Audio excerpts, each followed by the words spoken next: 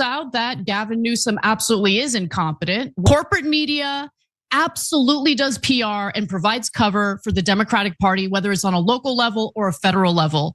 The fact that she went to Ghana Jank isn't just about the waste in taxpayer money. It isn't just about her absence. It's about the fact that it shows that she underestimated what was about to come. She didn't have the foresight because she doesn't care.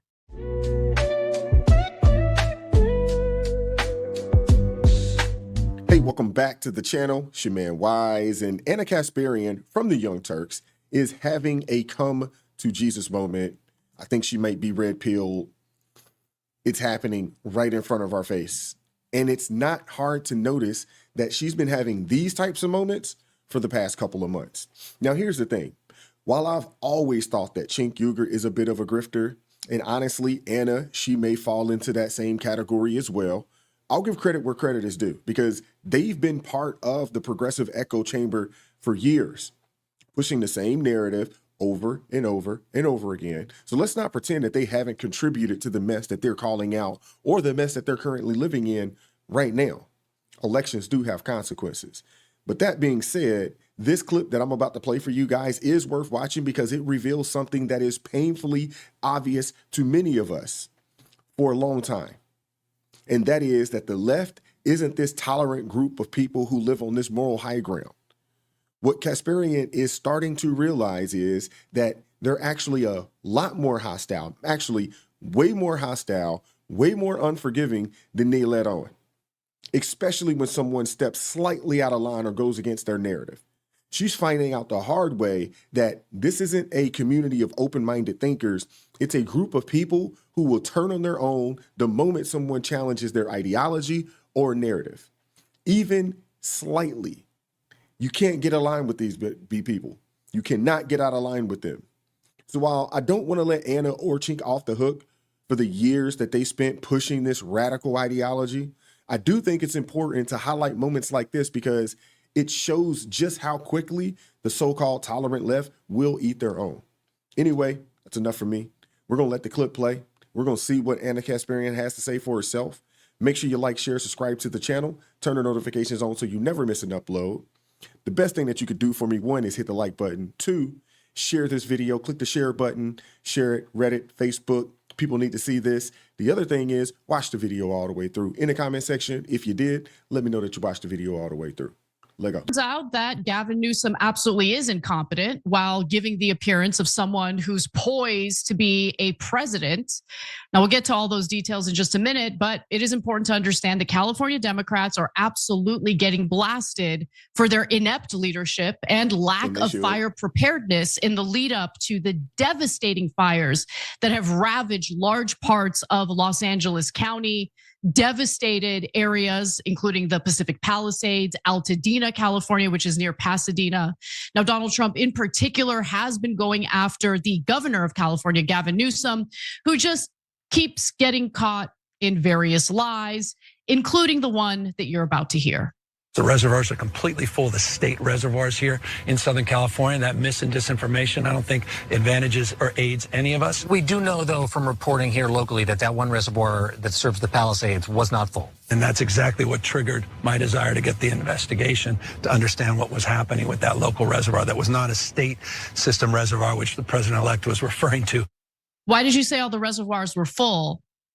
And then when you're hit with the facts of one of the major reservoirs being completely empty, well, that's why I'm calling for investigations. And that's not a state reservoir. I'm gonna pass the buck. I'm gonna pass the buck. Please don't blame me. It's not my fault, even though I am the governor of this state. That's who Gavin Newsom is. In every single interview that he has done amid these wildfires, if you listen carefully, all he does is look for other people to blame. Oh, it's the city government. Oh, it wasn't the state government. No. You're the top dog, politically speaking, in the state of California, and he has failed the people of California, not just in regard to the current wildfires, but he has consistently failed the people of California in response to these wildfires, the aftermath of the wildfires. I mean, just take a look at what happened in Paradise, California. Okay, the so-called Camp Fire, which absolutely destroyed that community, robbed people of their homes as a result of PG&E, one of the electrical utilities here in this country, in this state, he bailed them out. He bailed them out. I mean, this is who Gavin Newsom is. We don't need an investigation. We don't need an investigation because we know exactly what happened with that empty reservoir. And the reason why that reservoir was empty is because of the fact that it needed repairs to a floating cover so debris doesn't get into the water. And it's been empty for nearly a year. Why has it been empty for a year? Well, because constructing anything, building anything in this state, thanks to the environmental activists, or I should say, thanks to the individuals in this state who use environmentalism as this shield in order to pass regulations to make it incredibly difficult to build anything, including housing, right? They've succeeded at that. So to build anything, whether it's a reservoir, whether it's a repair to a reservoir, whether it's building a house, whether it's building anything, becomes incredibly expensive, becomes incredibly difficult to do, takes years on end. The last reservoir that was built in the state of California was built in the year, it was completed in the year 2000. Groundbreaking on that reservoir began in 1995. Explain to me how the 5th largest economy globally, the state of California, has that much difficulty building a reservoir. 5 years? Last one again was finished, completed in the year 2000. In 2014, voters in California overwhelmingly supported a ballot measure to support building more reservoirs in the state in order to bulk up our water infrastructure because we live in a drought-prone state. That passed in 2014. Funding was attached to it. You want to know how many reservoirs have been built since 2014? Zero. This state is an utter joke because of the people who are governing it. Gavin Newsom right now is at the top of that list. Let's get back to the Santa Ynez Reservoir. So officials said that the Santa Ynez Reservoir had been closed since about February of last year, 2024, okay? For repairs to its cover, leaving a 117 million gallon water storage complex empty in the heart of the Pacific Palisades for nearly a year. Unacceptable. So why hasn't it been repaired? Like, what's going on? Well, the city began emptying the reservoir in February of last year due to this tear in the floating cover. They were worried about debris getting into the water. Totally understand that. The repair would have taken a week, but it didn't take a week. It never got done because repairing anything in this damn state is impossible.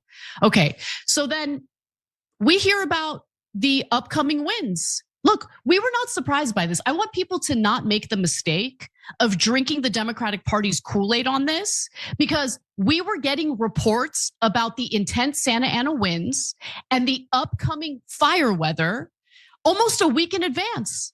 I knew about the fire winds and all of that the Friday before the fire started on Tuesday. Now I bring that up because there was nothing wrong with the actual structure of that Santa Ynez reservoir. It was just the floating cover that had issues. So if I were the mayor of Los Angeles, knowing that these winds are coming, knowing that those winds could create a terrible, hazardous wildfire situation, I would hurry up and fill that reservoir. Not really concerned about the debris getting into that reservoir because we might need that reservoir specifically to fight fires. She didn't do that though, did she, Cenk? She knew about the winds. She knew they were coming. And what did she do? She went on a taxpayer-funded trip. Us Angelinos paid for her to travel abroad to Ghana, okay? For what? For something important that's gonna benefit the people of Los Angeles? No, to watch their incoming president get inaugurated. Yeah. You are the mayor of a major city. You're not a diplomat. You're not an ambassador. What the F are you doing in Ghana? Yeah. Why were you not here preparing for a potential disastrous wildfire? The fact that she went to Ghana, Cenk, isn't just about the waste in taxpayer money. It isn't just about her absence. It's about the fact that it shows that she underestimated what was about to come. She didn't have the foresight because she doesn't care. That's the issue here. This is so ridiculous, man. Ana Kasparian is on fire right now, calling these people out. Mainstream media will not discuss this, not in the way that it needs to be discussed. They're not going to hold these people accountable. They're actually holding water and they're giving softball interviews. If you guys seen the Anderson Cooper interview, he didn't ask any tough questions. Jen Psaki, she went out there, interviewed Gavin Newsom, no tough questions. No one's really hitting Karen Bass as hard as she should be because she's shielded because, she's a black woman. The people of California deserve so much better. But again, I keep saying this, elections have consequences. The crazy thing is that who would have thought that Anna Kasparian and Chink Uygur would be the ones calling out the incompetence that's going on in California from the left? Who would have thought that? I bet you did not have that on your 2025 or 2024 bingo card. I'm for certain you didn't. But somebody has to do it. It's about time someone does their daggone job and calls these people all the way out and don't sugarcoat it. Corporate media absolutely does PR and provides cover for the Democratic Party, whether it's on a local level or a federal level. So when she was hit with a simple question, do you regret going to Ghana, knowing that these wins were coming? Do you regret cutting the fire budget? She was stunned. She didn't know how to respond, which is why she remained silent. It is pathetic to say the least. Real quick though, there was a lot of talk about how, well, the fire, there wasn't enough water pressure in the hydrants in the Pacific Palisades in order to fight the fires effectively. And so it wasn't really about a shortage of water. It was really about the lack of water pressure. Okay, that is a lie, or it's true in a way, but it's shielding the fact, hiding the fact that the way that the water infrastructure works, the way the water pressure works is wholly dependent on the volume of water in the reservoirs. So when you have an empty reservoir in the main area where the fire is happening, well, you're gonna have issues with the water pressure because again, the water pressure is dependent on the volume of water in the reservoirs. In fact, the Los Angeles Times, in writing about the Santa Ynez Reservoir being empty, spoke to various people. Had the reservoir been operable, water pressure in the Palisades would have lasted longer on Tuesday night, said former DWP General Manager Martin Adams, an expert on the city's water system. A DWP official acknowledged that the reservoir's absence likely contributed to some diminished pressure and dry hydrants in upper regions of the Palisades. However, a spokesperson for the utility said in a statement that DWP was still evaluating the effect of the reservoir being placed offline. That reservoir carried 117 million gallons of water. Okay, I get it. The DWP wants to skirt responsibility too. There is no reason why in the lead up to this fire, after all the warnings we got about the upcoming weather, that reservoir should have been emptied. It should have been full, just in preparation, just in case a wildfire broke out. What's also concerning is that even though the reservoir has been empty since at least February for repairs, again, there was absolutely no construction on that site, no indication that the repairs were anywhere near to being done or even any indication that they had even started. Newsom told Californians that he had signed an executive order to overhaul the state's approach to land management by significantly increasing prevention efforts. And it turns out through a 2021 investigation by Cap Radio and NPR, by the way, they found Newsom's kind of lying about this. So let me give you the details on that as well. So when it comes to fire prevention or mitigation, one of the most important things you can do is land management, meaning you clear dry brush. Okay, you manage the forests. I get that Donald Trump sounds moronic when he talks about raking the leaves in the forests. But what he was trying to get at is actually something really important. Okay, we do need to do land management. We need to do prescribed burns. We need to, deal with dead vegetation, dry brush, you get the point. Even Gavin Newsom acknowledged that that was something that needed to be done. But a 2021 investigation by Cap Radio followed up on what Newsom was really up to. The investigation found Newsom overstated by an astounding 690% the number of acres treated with fuel breaks and prescribed burns in the very forestry projects he said needed to be prioritized to protect the state's most vulnerable communities. Newsom had claimed that 35 priority projects carried out as a result of his executive order resulted in fire prevention work on 90,000 acres. Wow, really impressive. Except when you dig in, the state's own data show the actual number is 11,399. And look, to be fair, at first, when Gavin Newsom took office, there was an increase in in fire prevention activity.